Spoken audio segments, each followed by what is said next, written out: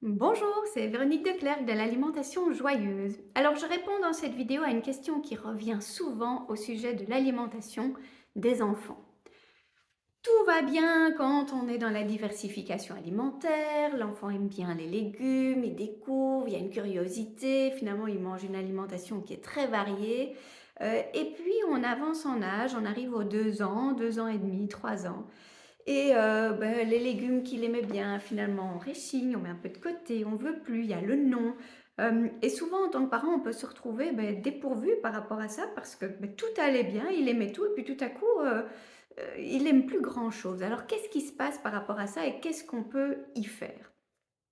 Alors, d'une part, il faut bien comprendre que c'est normal, cette tranche d'âge-là est en fait aussi au niveau du développement de l'enfant, c'est ce qu'on appelle un peu la phase du non.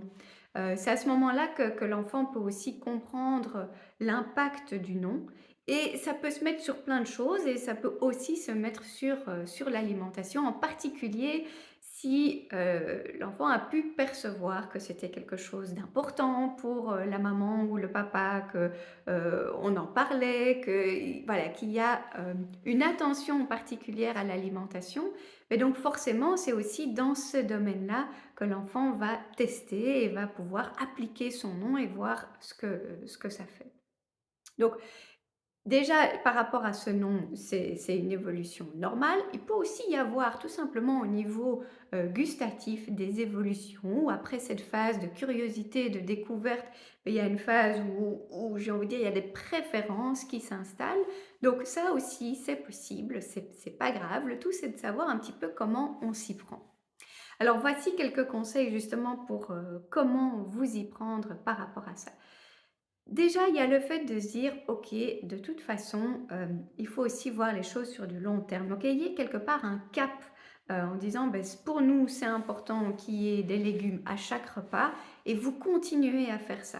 Et il y aura aussi cette part de enfin, quelquefois où l'enfant dira: «Non, je veux plus» ou «J'aime pas» ou «J'ai pas envie», mais gardez la consistance. Je parle des légumes parce qu'en général, c'est sur les légumes qu'on rencontre tout à coup le plus de problèmes. Donc cette consistance, c'est vraiment important. Il y a des légumes à tous les repas, ou voilà, c'est normal qu'il y en ait. Il faut vraiment que pour l'habitude et la perception de l'enfant, il continue à avoir aussi toujours les légumes. Et c'est pas parce qu'une fois il dit: «Ah non, j'aimais pas», que tout à coup il y en a plus. Si vous commencez à vous adapter à tout ça, vous allez en fait très vite vous retrouver avec une marge de manœuvre qui est très, très faible. Donc continuez à dire: «Bah, c'est normal, c'est comme ça qu'on mange», et face à la réaction de l'enfant, là, on peut, avoir des réactions aussi, enfin des réponses différentes. Alors s'il s'agit de, tout à coup: «Je n'aime plus». Dans le côté «je n'aime plus», il y a vraiment ce côté aussi de goût. Alors là, il faut parler à l'enfant, même s'il ne comprend pas toutes les subtilités, mais expliquer vraiment ce qu'il en est. Donc moi, j'explique de c'est normal, dans les goûts, ça varie.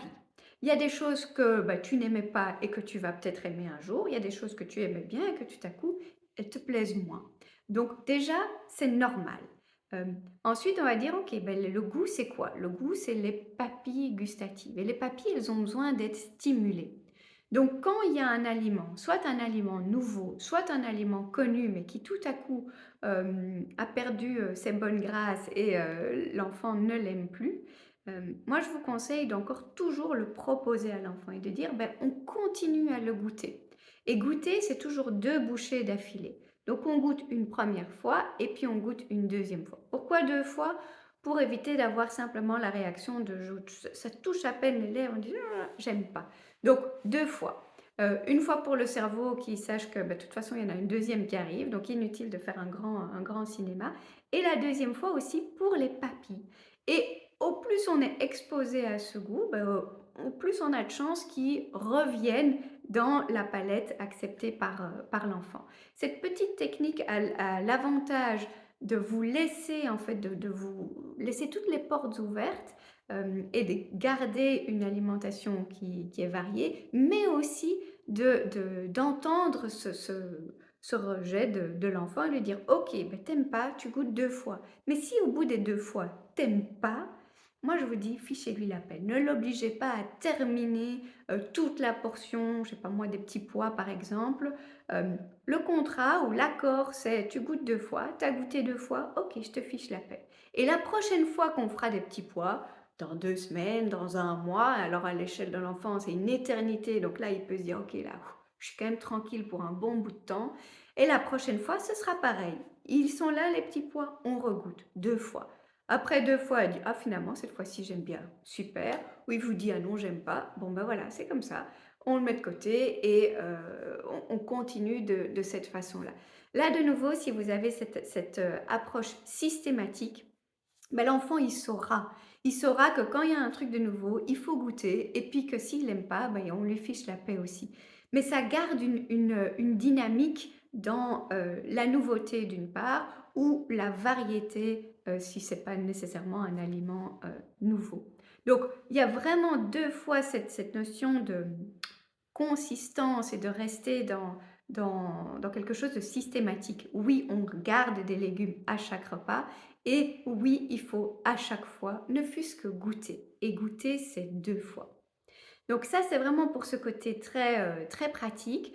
Maintenant, si vraiment il y a un rejet de plein de choses et que l'enfant ne mange plus rien, alors il y a d'autres techniques qui sont beaucoup plus pointues et j'en parle aussi dans le programme Help, mon enfant n'aime rien.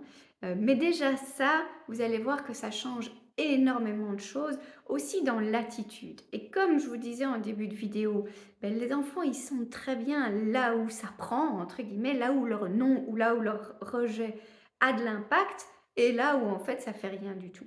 Donc là aussi, il faut le savoir, éviter de rentrer tous les jours dans des conflits de il faut manger ça ou ah, lui j'insiste 3 fois et puis je cède.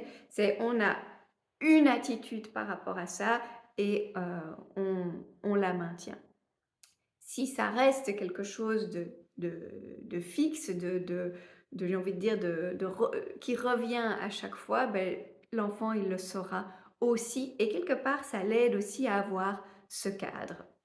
Maintenant, arriver avec les discours de mais c'est important pour ta santé, pour ta croissance, évidemment, c'est naturel parce que c'est le cas et donc c'est ce qu'on a envie de dire. Mais c'est clair que ça ne va pas avoir beaucoup d'impact. Et je pense au contraire, on a tendance à stigmatiser du coup, en tout cas aux yeux de l'enfant, l'alimentation qu'il n'aime pas comme étant l'alimentation saine et ce qui est important, est-ce que je suis obligée de manger. Et donc en fait, on retire de cette catégorie-là toute la notion du plaisir.